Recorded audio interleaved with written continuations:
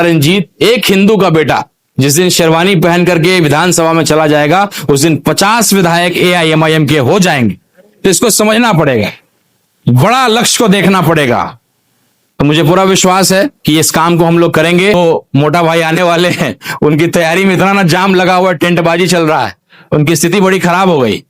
अभी आए थे एयरपोर्ट पे मोदी जी, तो अक्सर क्या करते हैं, शीशा गेट खोल करके ऐसे ऐसे करते हैं, लेकिन एयरपोर्ट पे मुश्किल से 100 आदमी भी नहीं था, शीशा तक उन्होंने डाउन नहीं किया।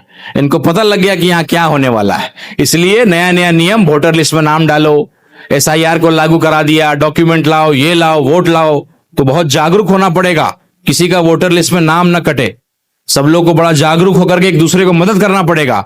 बहुत बड़ी साजिश हो रही है आपके खिलाफ। बहुत बुद्धिमानी से, सब्र के साथ, संयम के साथ हमको आगे बढ़ना पड़ेगा, नहीं तो ये जहर फैलाने वाले लोग फिर हमें लड़ा देंगे। पुलवामा में जिस तरीके से लड़ाने का काम किया, वो तो शुक्र है बैरिस्टर साहब जैसे लोगों का, जिन्होंने बताया, माना, स्वीकारा और दोबारा से बताया कि यहां एक एक मुसलमान भी उतना ही हिंदुस्तानी है जितना अपने आप को एक एक हिंदुस्तानी मानता है, और देशभक्ति के नाम पे कोई सवाल नहीं उठा सकता है। तो ये हमारे कायद की ताकत है, ये हमारा गुरूर है, और मुझे पूरा विश्वास है कि उनके हौसले को आप बढ़ाएंगे।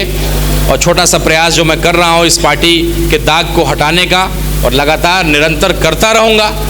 आपके भी संबंधी ढाका में होंगे तो उनको कहिएगा कि एक राणा एसआईआर को लागू करा दिया, डॉक्यूमेंट लाओ, ये लाओ, वोट लाओ। तो बहुत जागरूक होना पड़ेगा, किसी का वोटर लिस्ट में नाम न कटे। सब लोग को बड़ा जागरूक होकर के एक दूसरे को मदद करना पड़ेगा। बहुत बड़ी साजिश हो रही है आपके खिलाफ।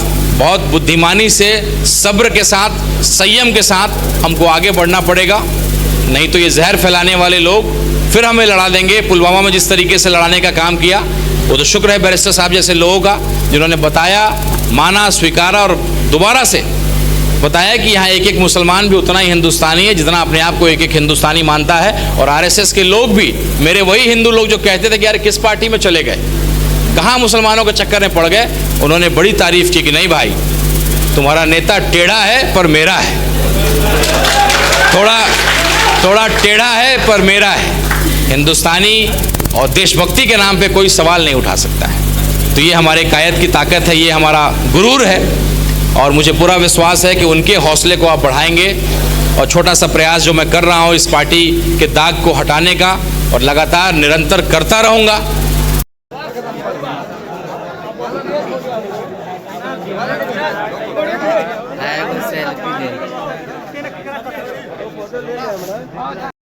हमारे यादव भाई हैं या गैर मुस्लिम भाई हैं जो अलग अलग बिरादरी से आते हैं, सबको कहना चाहते हैं, एक बार मजलिस को भी मौका दीजिए।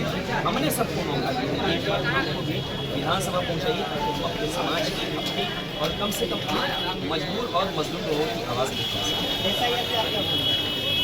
देखिए, एसआईआर एक रेगुलर एक्सरसाइज है इलेक्शन कमीशन का।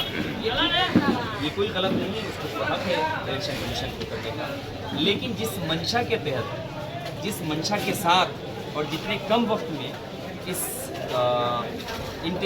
स्पेशल इंटेंसिव रिवीजन को लाया गया है, वो कहीं ना कहीं सरकार के सत्ता में बैठे हुए लोगों की मंशा पे सवाल कर रहा है कि एक महीने में ये कभी एसआईआर नहीं हो सकता। ये खूब जानते हैं वो लोग भी कि किस मकसद से और किस मंशा से लाया गया है। 65 लाख कमोबेश लोगों का नाम इस वक्त हटाया गया है।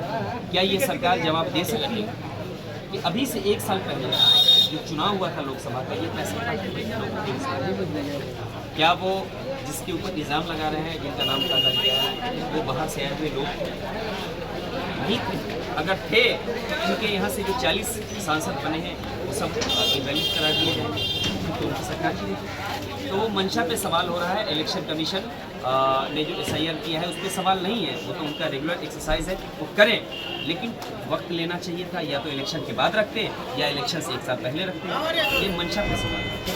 चलिए।